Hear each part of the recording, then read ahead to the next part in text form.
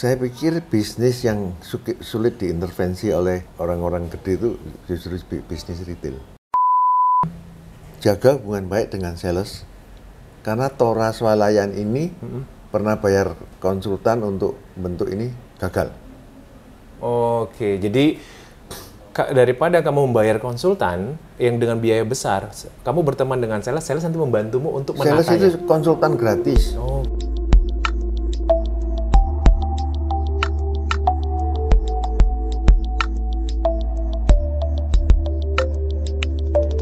Gimana kabarnya? Sehat ya?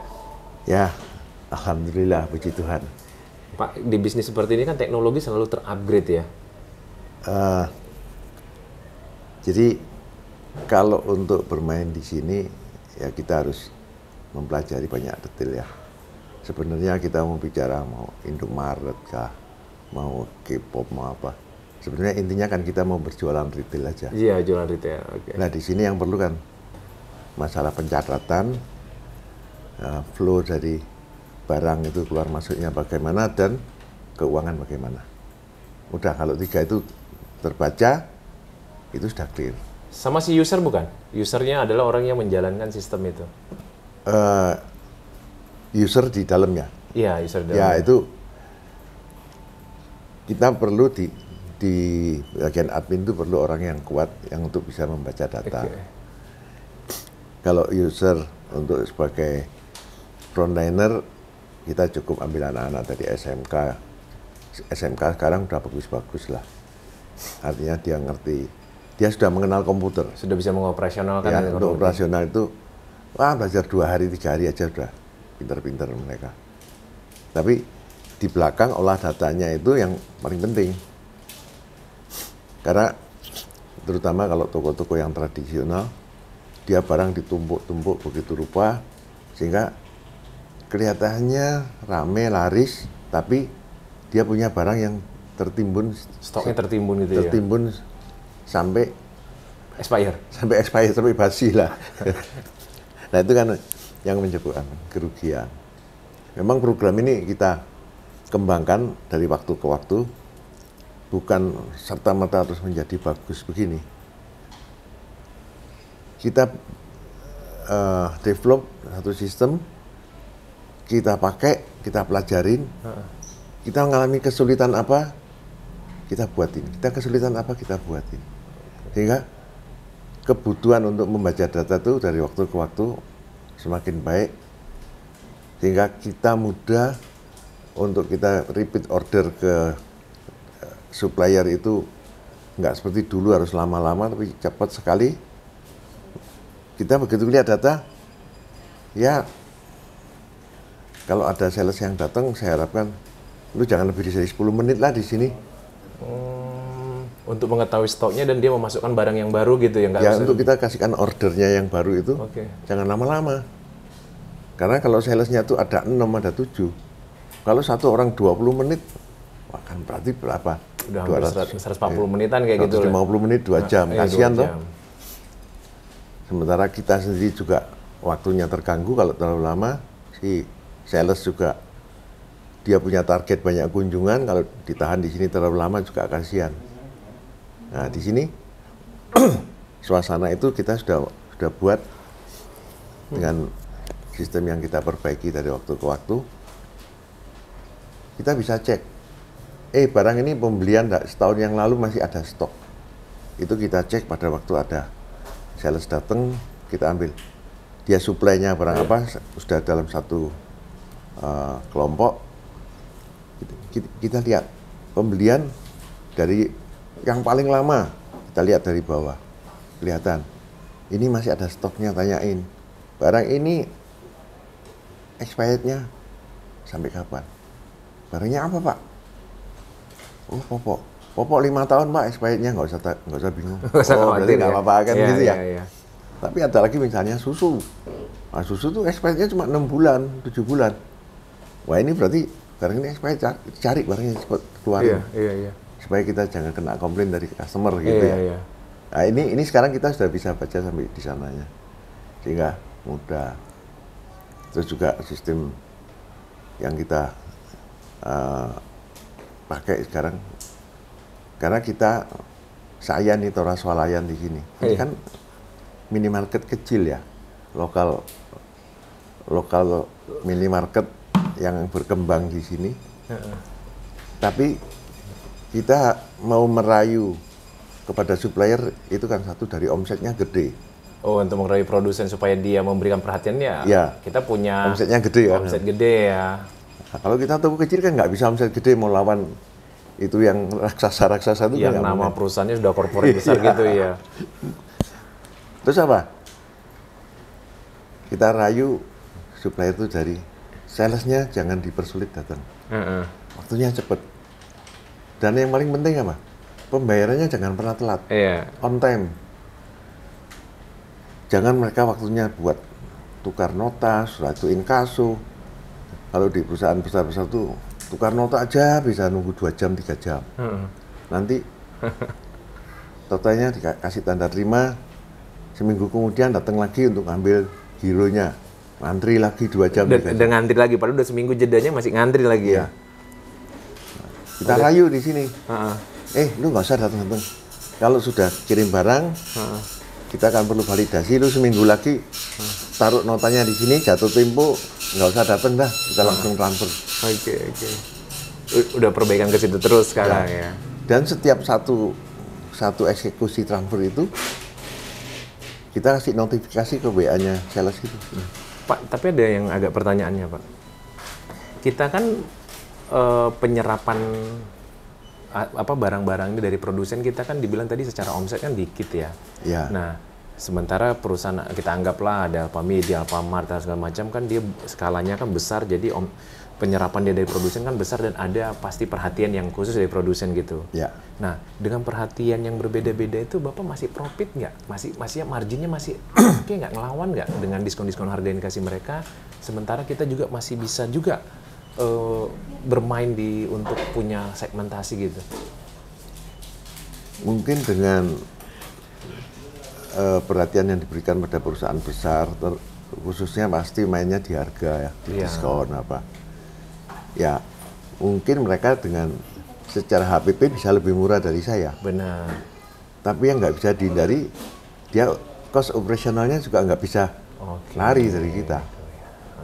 Sementara kita di sini kan spekulasinya, operational cost-nya kita tekan, kita bikin timnya kecil, tapi dibantu dengan software-nya yang pinter. Sehingga kita dengan tim kecil aja kita bisa handle semua. Nah, kita profitnya juga kecil karena kita HPP-nya kalah kan. Tapi kalau kita balanskan antara ini laba dan operasional ya masih dapat sisa lah. Oke. Jadi ya dia punya keunggulan, ya kita produk sama ya karena dari produsen yang sama dan kebutuhan sehari-hari. Tapi kan dia punya tim yang besar. Kita tim yang dengan tadi minimize ternyata itu sudah membuat kita menang selangkah untuk operasionalnya. Betul, gitu ya. Ditambah lagi teknologinya ya kalau itu kan memang punyanya Pak Mardhani sendiri ya, Tora. Dan nah Pak, banyak di luar sana nanya Pak. Nanya itu salah satunya misalnya gini. Kalau orang mau hubungin Tora, kan WA-nya ke ini terus nih, ke ruang bisnis. Kalau mau ngubungi, mau nanya gitu, ada nggak di sini websitenya apa Kak? Jadi orang-orang di luar sana yang ada dari Aceh nanya Pak, gimana mau beli barangnya, gimana gitu. Nah kemana Pak ngubungin Pak Mardhani ini atau Tora ini? Kita websitenya ada, tapi terus terang nggak aktif karena kita yang ngelola juga timnya sudah mulai bubar ya. Iya. Karena kita udah fokusnya adalah untuk ngatur tadi alur barang sama. Tapi kan Bapak beberapa kan ngerjain sistem juga ya. Iya.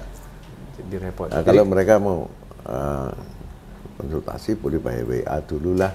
Nah, by WA kemana nih? Saya aja ngubungi Bapak ini agak susah kok. Apalagi kalau sudah urusannya memvalidasi ini barangnya di mana, ini di mana, kan pasti konsentrasinya kan ini. Jadi gini.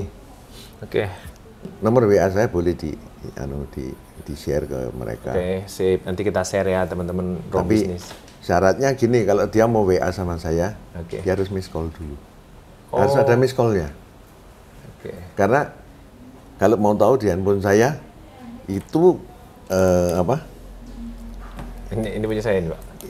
Yang punya Bapak kayaknya masih di tas deh. Anggaplah seperti ini contohnya gitu. Kalau dibuka tuh nomornya hijau-hijaunya tuh dari atas sampai bawah. Kalau saya tiap hari suruh bacain WA saya, ya saya nggak kerja. Oh, berarti ruang bisnis ini aja Pak, kamu WA-nya ke ruang bisnis aja. Nanti kapan ada waktu saya main ke sini tanyain gitu ya. Tapi jangan cuma nanya, siapa tahu beli programnya biar ada dapat insentif ya Pak ya. Iya. Jadi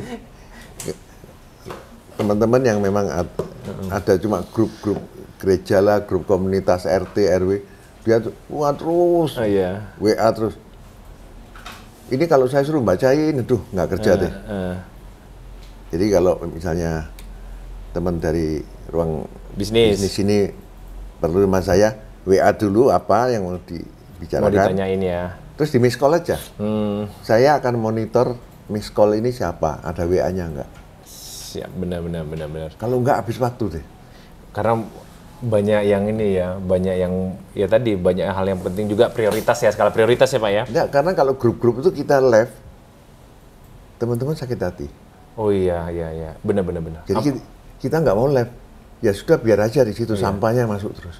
Tapi kadang-kadang dia jadi paling atas, centangnya jadi ketipa-tipa jadi yang lain gitu ya Pak ya? Iya. Oke.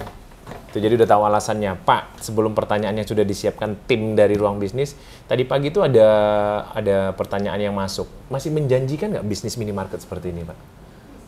Saya pikir bisnis yang sulit diintervensi oleh orang-orang gede itu justru bisnis retail. Dalam arti susah diintervensi itu apa? Jadi sekarang gini, kalau saya buat pabrik air mineral, saya bikin gede, sebentar lagi orang juga bikin gede. Terus dengan modal kuat, dengan apa segala macam, dengan fasilitas yang disiapkan dengan backup yang donatur investor gitu lagi ya? Iya. Ini pabrik yang baru bikin ini bisa mati. Oke. Tapi kalau retail seperti saya di sini, customer saya itu orang kampung sekitar saya. Dia mau intervensi di mana? Apa dia mau buka toko yang gede di sebelah rumah saya kan enggak. Kalaupun dia mau bikin gede gitu, dia udah berhitung pasti. Dia udah berhitung nggak cocok. Iya nggak cocok. Hanya untuk makan uang kecil. Hanya untuk mau makan uang 1 juta, masa aku harus membangun gedung yang besar gitu ya Pak? Ya. Oh. Jadi kalau dia si raksasa ini kalau suruh bikin kecil, bukan kerjaanku, bukan segmentasi. Bukan ya. Saya punya. Iya. Masa ngabisin waktu hanya untuk kontrol yang begitu-begitu ya? Iya. Oke. Makanya, jadi ini bisnis retail gini, sementara ini menurut saya paling aman. Paling aman. Oke, dari pengalaman Bapak ya, karena dulu Bapak juga bukan bidang ini ya, dari macam-macam bidang ya. Kalau kita main di distribusi, kita bersaing dengan distributor lain.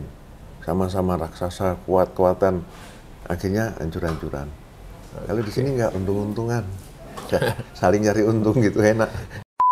Kita ke segmen pertanyaan langsung ya. Insya Allah bentar lagi swalayan saya mau buka. Saya mau tanya Pak, yang dia tanya adalah gimana cara kita main di untungnya Pak. Soalnya lagi bingung nentuin harga. Itu ada pertanyaannya Pak, dari Mbak Larissa. Mbak Larissa. Oke. Jadi kita mau ambil keuntungan, secara basic kita mau ambil berapa persen dulu? 15% misalnya. Oke. Itu kita buat pedoman aja di awal. Tapi dalam perjalanan kita akan lihat, ada barang yang kita untungnya cuma 7%. Ada yang bisa menjadi 25%. Nah, apa yang menjadi 7%? Barang-barang yang dibeli orang secara rutin berulang-ulang, sehingga customer itu ingat harganya.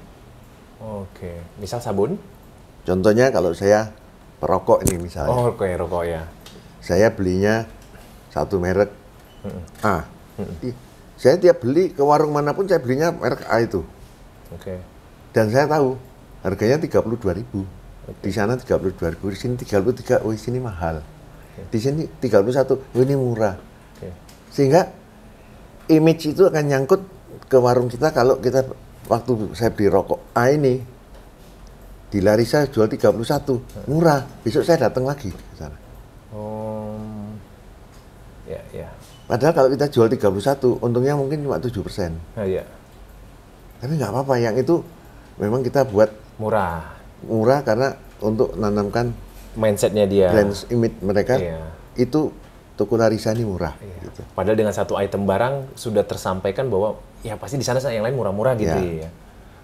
Contoh lagi yang selalu dipakai dengan merek dan tipe yang sama. Ini maaf, pembalut. Oh, pembalut. Oke. Pembalut itu tiap orang punya merek, punya ukuran dan tipe yang itu dia beli. Beli di mana-mana itu. Iya. Dia lagi piknik pun masuk ke minimarket di luar kota, carinya merek ini, ukurannya ini. Oke. Dan dia hafal itu harganya berapa. Iya. Itu nggak boleh diambil untung banyak. Jadi artinya tanamkan nilai supaya dia membandingkan itu yang tertanam di sini sangat murah. Ya. Otomatis dia akan kembali lagi karena itu adalah barang yang selalu dia transaksi setiap hari ya. Atau kalau tadi kalau ibaratnya pembalut setiap bulan gitu ya. Itu satu tipsnya Pak ya? Itu satu tips. Kalau snack, orang nggak akan beli snack Nissin yang ini tiap hari itu nggak. Dia pasti ganti-ganti. Iya. Bosen ini ganti lagi yang crackers, ganti yang yang lain lagi. Sehingga dia nggak hafal. Itu boleh bisa sampai 20% untungnya. Iya. Dah, nggak usah banyak-banyak Pak dikasih rahasianya. Nanti mereka biar belajar sendiri. Tadi udah rahasia 1, 2. Bagaimana caranya biar bisa upgrade swalayan mini seperti punya Bapak? Itu dari Mas Didin. Mas Didin, dari mana ini? Mas Didin ini nggak tahu dari mana nih Pak. Nanti di Indonesia ya? Indonesia. Ya, Mas Didin. Tapi ada satu dari Arab loh Pak. Oh ya? Pernah nanya, dia kalau pulang mau dari TKI, dia mau swalayan. Oh, dia prepare untuk masa depan. Masa depan. Nah, ini kita mewakili Mas Didin dulu Pak. Monggo. Ya. Jadi tadi pertanyaannya, bagaimana upgrade dari model warungan, tradisional ke sistem modern ya? Benar, semi modern seperti Bapak lah. Jadi yang pertama ya, displaynya yang kita rubah. Oke, paling utama itu display ya? Ya, display itu kita rubah, dan display itu dirubah, terus kalaupun belum punya sistem, boleh ada kasir di depan, ya orangnya nanti ngambil-ngambil, dihitungnya pakai kalkulator dulu deh. Oke. Dan itu sudah banyak beberapa tempat yang sudah di-upgrade tempatnya, belum tahu beli softwarenya di mana dan bagaimana. Oke. Akhirnya dia bikin kasir, tapi kalkulatornya sampai 2. Itu ada kalkulator yang keluar struknya, ada kertasnya itu, ada yang kalkulator biasa. Ya itu dilayani gitu. Tapi kan kalau hal itu dilakukan, hanya bisa dilakukan oleh owner atau orang yang sudah lama di situ. Begitu si owner ini mau kondangan, tokonya tutup dulu deh. Nggak tahu harga nih pegawainya. Iya.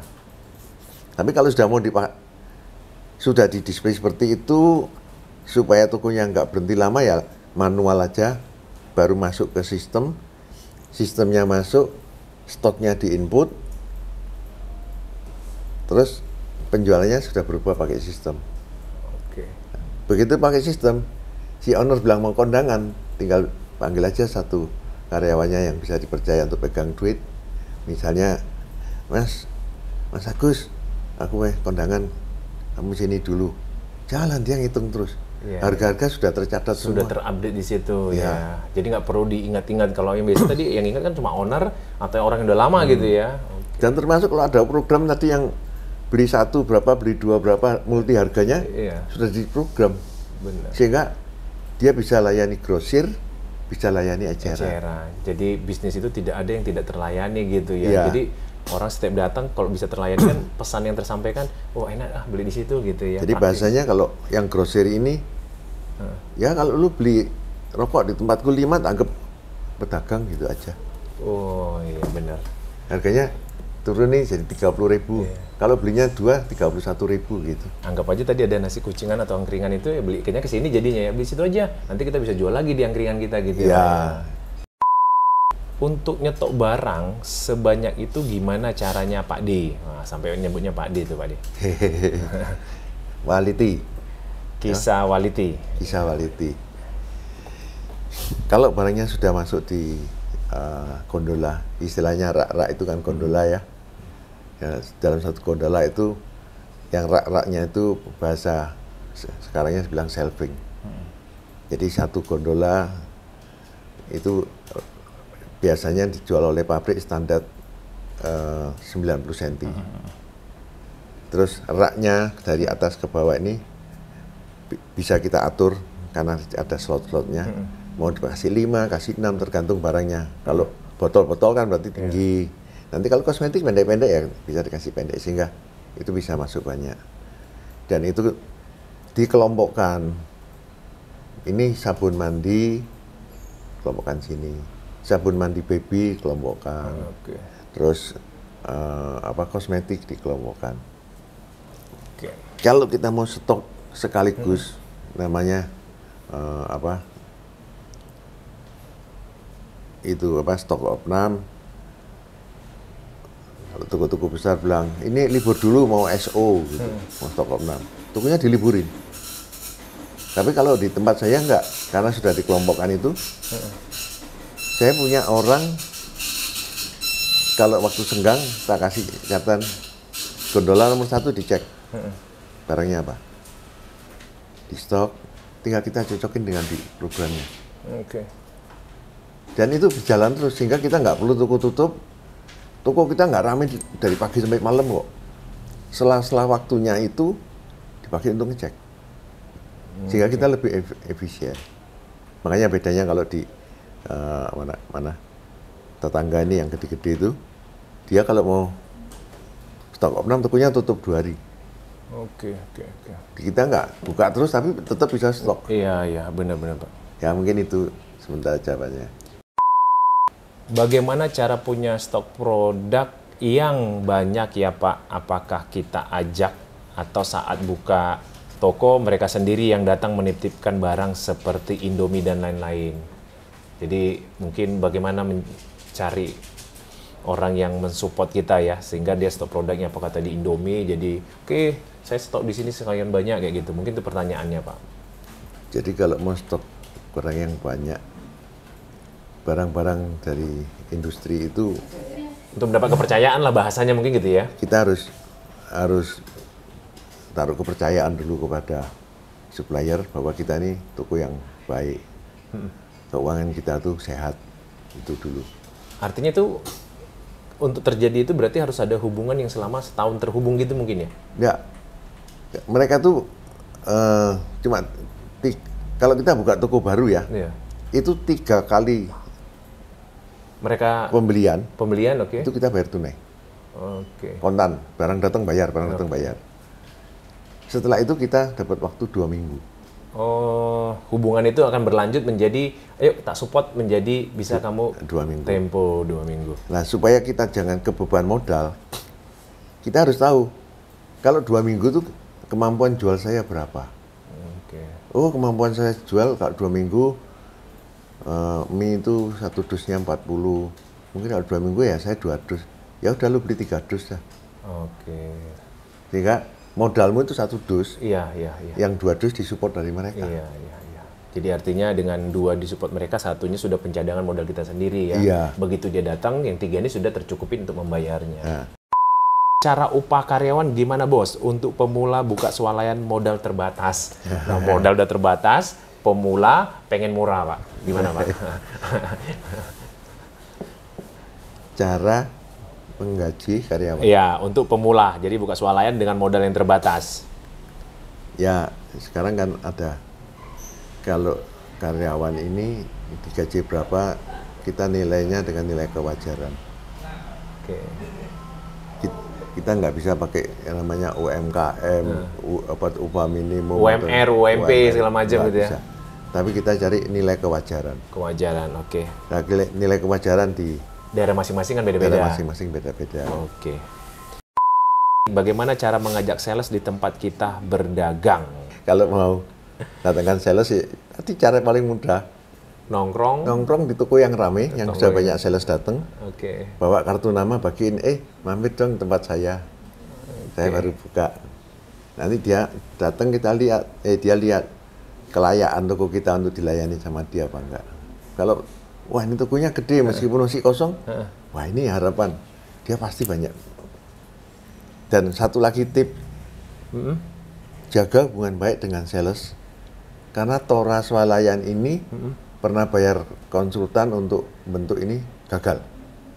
Oke, jadi daripada kamu membayar konsultan yang dengan biaya besar, kamu berteman dengan sales nanti membantumu untuk menatanya. Sales itu konsultan gratis. Oke, karena dia punya simbiosis mutualisme yang saling bagus ya.